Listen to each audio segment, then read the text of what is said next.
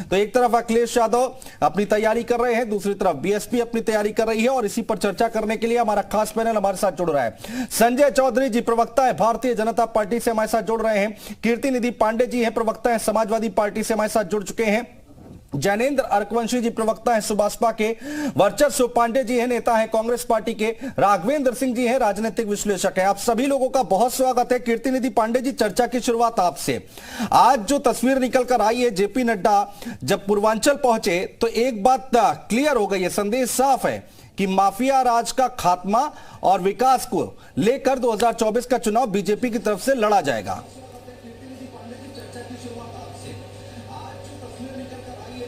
देखिए अनुज जी, ये भारतीय जनता पार्टी के राष्ट्रीय अध्यक्ष का दौरा था। हाँ। और भारतीय जनता पार्टी का अपना एजेंडा है। विकास का मुद्दा तो सबके लिए महत्वपूर्ण है। हाँ। और विकास होना भी चाहिए उत्तर प्रदेश का।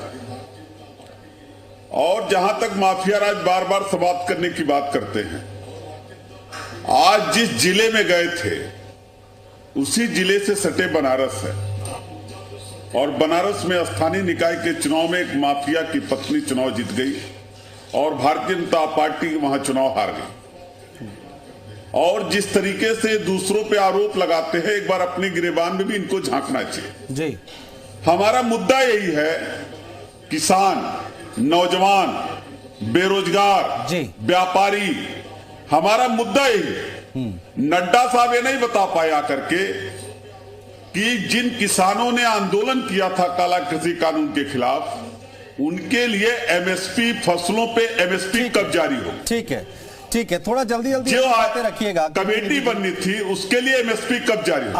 आपकी बातों का जवाब ले लेते। 30-30 सेकंड हम पहले राउंड में सभी मेहमानों को दे रहे हैं जिससे कि सबकी बातें आ पाए। संजय चौधरी जी जवाब दीजिए।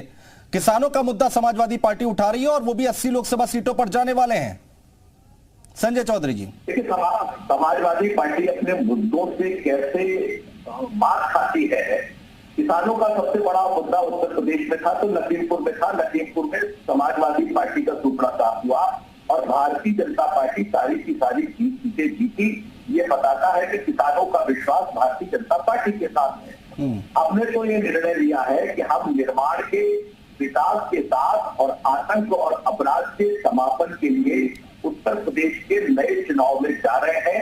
हम विकसित उत्तर प्रदेश के साथ जा रहे हैं, हम बढ़ते निवेश के साथ जा रहे हैं, हम आगे बढ़ते हुए उत्तर प्रदेश के साथ जा रहे हैं और उत्तर प्रदेश को देश के ग्रोथ का इंजन बनाने के लिए जा रहे हैं। और इसीलिए समाजवादी पार्टी गिरती हुई स्थिति में है। जब ठीक है, ठीक है, ठीक है संजय जी। ज्ञानेंद्र अर्कवंशी जी हमारे साथ हैं, सुभाषपा के प्रवक्ता हैं। ज्ञानेंद्र जी, पूर्वांचल में ताल ठोकी है, यहां पर बीजेपी ने शुरुआत कर दी है, लेकिन समाजवादी पार्टी उत्तर प्रदेश में कहा जा रहा है कि बीजेपी और समाजवादी पार्टी के बीच में ही मुकाबला है। समाजवादी पार्टी कह रही हम सड़कों पर उतरने जा रहे हैं, 80 लोकसभा सीटें, अखिलेश यादव उस पर जाएंगे, पैदल पैदल चलेंगे।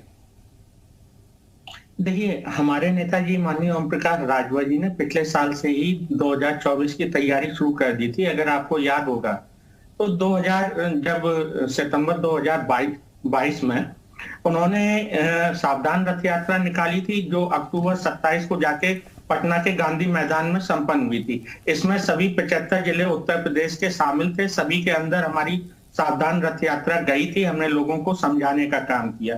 उसके बाद से नवंबर से हमारी महिला हक अधिकार रैलियां शुरू हुई हैं जो हर हफ्ते किसी न किसी जिले में आयोजित की जा रही हैं। हम महिलाओं को जागरूक करने का काम कर रहे हैं, महिलाओं को हक दिलवाने की बात कर रहे हैं, शराबबंदी की बात कर रहे हैं, महिलाओं को आरक्षण मिलना चाहिए उसकी बात कर रहे हैं। इसके अलावा हमारे प्रतिदिन जो अलग से कार्यकर्ता और अधिकारी हैं, पदाधिकारी हैं, वो लोग फील्ड में जाते हैं और सैकड़ों लोग प्रतिदिन जुड़ रहे हैं। अगर आप सोशल मीडिया पर जाएंगे तो आपको हर रोज एक ना एक लिस्ट जो लोग जुड़ रहे हैं उसका असर कितना होगा ये देखना बहुत दिलचस्प होगा। सुभाषपा कितना बड़ा फैक्टर साबित होगी 24 के चुनाव में, ये देखना बहुत महत्वपूर्ण होगा।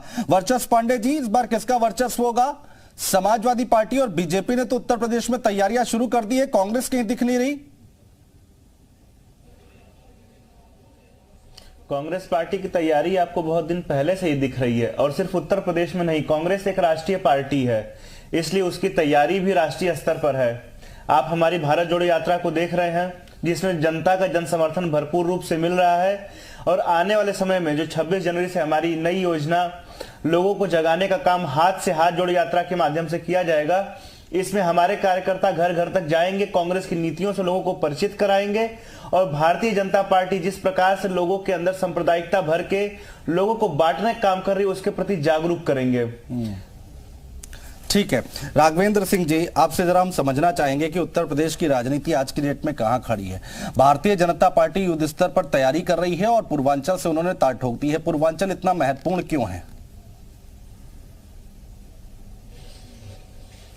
देखिए, पिछले लोकसभा चुनाव में सपा बसपा साथ थे तो उसका फायदा उनको मिला था। रायबरेली या अमेठी में इस गठबंधन ने प्रत्याशी नहीं उतारे थे और मैनपुरी और जहां पे वो उचित समझे वहां अपने प्रत्याशी नहीं उतारे।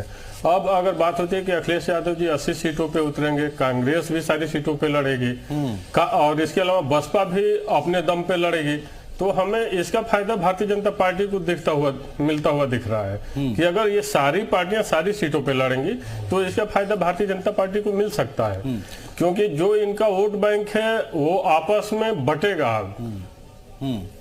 तो ये महत्वपूर्ण बात है। लेकिन कीर्ति निधि पांडे जी, दोबारा हम आप पर आते हैं, समाजवादी पार्टी के प्रवक्ता हैं कीर्ति निधि पांडे जी। राशन और शासन के नाम पर 2022 में रिपीट की भारतीय जनता पार्टी और एक बार फिर से क्राइम का मुद्दा उठा रही है।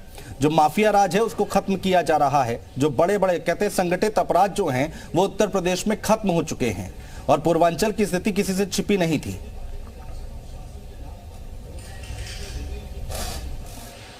देखिए अनुज जी, मैंने बताया ना, बनारस का एक उदाहरण आपको बताया और हमीरपुर में अभी खनन का एक मामला इनके विधायक खुद सोशल मीडिया पे वायरल कर रहे हैं। जो अवैध तरीके से हमीरपुर में खनन हो रहा है, जिला प्रशासन सुनने को तैयार नहीं। इन्हीं के एक विधायक कह रहे हैं कि हम सेटिंग करके जिला प्रशासन से अवैध खनन रोकेंगे और एक विधायक कह रहे हैं कि ये कोई सुनने को तैयार नहीं, इसलिए मैं सोशल मीडिया पे इसको लगा रहा हूं। अब भ्रष्टाचार रोकना और भ्रष्टाचार पे जीरो टॉलरेंस की सिर्फ बात करना, तो भारतीय जनता पार्टी सिर्फ बात कर रही। और जहां तक कानून व्यवस्था का सवाल है जी, आज भी अपराध उत्तर प्रदेश के अंदर हो रहे हैं और एनसीआरबी के आंकड़े देखेंगे तो कस्टोडियल डेथ के मामले में उत्तर प्रदेश नंबर 1, बुजुर्गों पे अपराध के मामले में उत्तर प्रदेश नंबर 1 और लगातार लूट हत्याएं उत्तर प्रदेश के अंदर बढ़ रही। और मैं तो कह रहा हूं ये भारतीय जनता पार्टी का मुद्दा है।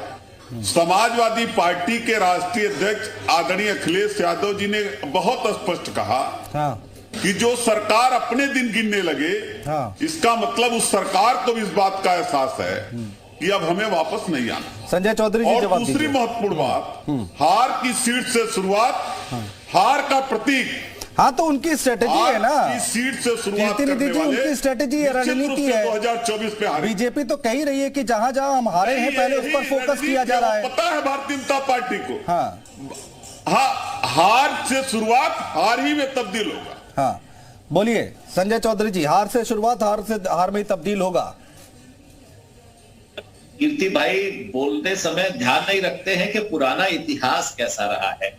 कीर्ति भाई, लोकसभा के चुनाव में भारतीय जनता पार्टी के अमित शाह जी ने अभियान का शुरुआत पश्चिमी उत्तर प्रदेश के कैराना से जी। उत्तर प्रदेश में जहां आप अपने आप को बहुत बलशाली बताते थे, किसानों के आंदोलन का चरम बताते थे, अव्यवस्थाओं की बात करते थे, गन्ना किसानों की बात करते थे, झूठ का आडंबर ओढ़े थे, भारतीय जनता पार्टी ने उसी पश्चिमी उत्तर प्रदेश में कितनी बड़ी जीत हासिल की, ये आपको पता है, हमको पता है, जनता को पता है। हाँ, लेकिन पूर्वांचल बहुत अच्छा नहीं रहा संजय जी आपके लिए, हमने देखा है। सीट जीत गए क्या आप? हाँ, इसीलिए कैराना की सीट जीत गए क्या आप?